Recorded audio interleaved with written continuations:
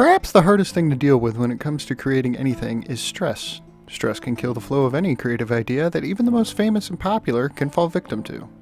The old adage, when it rains it pours, is certainly true when bringing up tension, with stress adding to more stress upon more stress. For me, I'm working on my second novel while also editing the first one, trying to reach out to more potential fans, consuming as much advice as I can find, and writing the script. That much can easily become overwhelming, and I'm doing it all while working a 9-to-5 job and making time to spend with my family. I won't lie to you, stress will absolutely creep into your life no matter how hard you try to avoid its crushing weight. Actually, the more you try to avoid stress, the more it will pile on. I'm not going to tell you how to stop this, it's impossible. What I want to do is ease the burden of something that makes so many creative talents quit before they even begin. Yes, you will still have to add that final sentence, edit that last second of video, change that final code, or make that final brushstroke. Getting to that final task, however, will feel much better if you step back from your work and take time to get reorganized. The first thing to do is to remain focused on your work at all times. Make this a constant ritual. Always be thinking about your art and what you can improve. Tell the people around you that this is what your focus will be on, and the ones that care about you the most will understand and give you support. They will help you to better you, and you deserve that. I don't mean you should always be on top of your work, ignoring all other distractions. That's not how life works. What you need to do is to build your ideas and add to that work from what surrounds you in your day-to-day life. As an example, I, as a writer, refuse to go anywhere without my notebook close by. I have one that perfectly fits in my back pocket and can open it up to write down ideas as soon as they pop into my head. On the plus side, I can take this small book into work, where I'm not allowed a phone, a shop job where I pack boxes all day, and no one questions that I pulled out a notebook to jot down ideas. Surprisingly.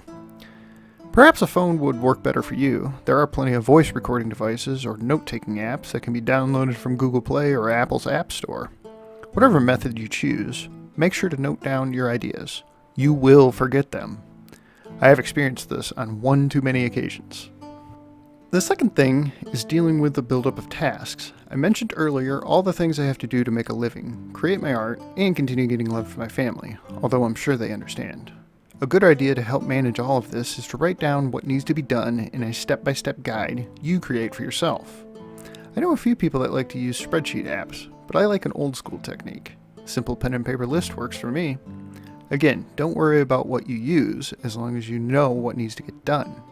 Spreading out your tasks will help you organize them into easy instructions for yourself to help keep you focused and motivated. Now, as the third and final piece of advice, we come to actually dealing with the stress. Again, the pressure will be there no matter what you do, and you want to focus on your task, your job, and your family. But that's not all you want to focus on. You can never forget about the most important thing. Yourself. This is the part in my video where I tell you why there is a video game in the background. I'm playing Mickey's Castle of Illusion, the remastered version that released on Steam in 2013. I played the original when I was younger, and it's a nice nostalgic trip for me. Plus, my nieces and nephews love to watch their Uncle Ryan play one of their favorite games on YouTube. I like that we can connect the generations just on this one game. I have a very large backlog of video games on PC. These are games I purchased on sale or when they first came out. I have around 200 or so on Steam, and over 500 on GOG. This isn't me bragging, more me complaining. There are so many good games that have come out over the years that I haven't been able to play just because life gets in the way. I have my responsibilities as an adult. I fully intended to play them and just never afforded myself the chance. Now that I've been working on my novels, I feel like I need to make time to de-stress. My personal way to do that is through playing these games. But you may have another way. Whatever will help take you away from the mundane world to give you a sense of escape, if only for a little while.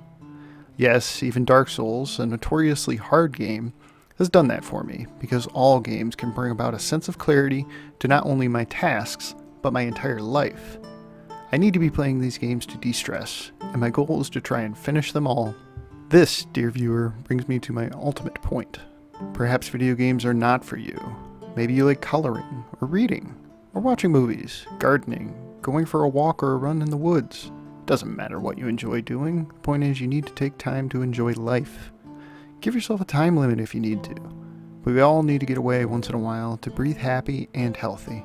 This isn't a cure for stress, but it does help alleviate the worst of the bad feelings. It can give a backseat to those voices in your head telling you to give up, or worse yet, not even try in the first place. Taking bits of time away from being creative will help you to refocus when you need that reassurance. Like taking breaks at that 9 to 5. Just don't forget your focus is on your creative idea. Relaxing with what you enjoy is a great way to make you realize why you started your project in the first place. This may even help with mental health issues, although you should discuss that with a doctor and not listen to some yahoo on the internet who likes to write science fiction and play video games. This, my friends, is how I have fun and de-stress, and I would like to share my time with you. If I want to impart some more advice, I'll do that. If I decide to talk more about my life, I'll do that too. If something happens that delays or derails my life, I can talk about that. I don't have a plan for these videos, but I am open to suggestions. This includes topics, gameplay, or new novels to read. I have a lot of games and even more come out every day. I just picked up Elden Ring. So feel free to use the comments to suggest anything. Reading is another pastime I like to escape with, and I'm currently reading my first Stephen King novel, The Institute. I'm not big on watching TV or movies, but do occasionally, so feel free to suggest something if you think it's something I just have to watch. The latest show will give me another talking point in the next video, if nothing else. I hope this has helped you in any way it can. Don't forget to check out my website, link below, and be on the lookout for my first novel, Divergent Children. Now go create something great.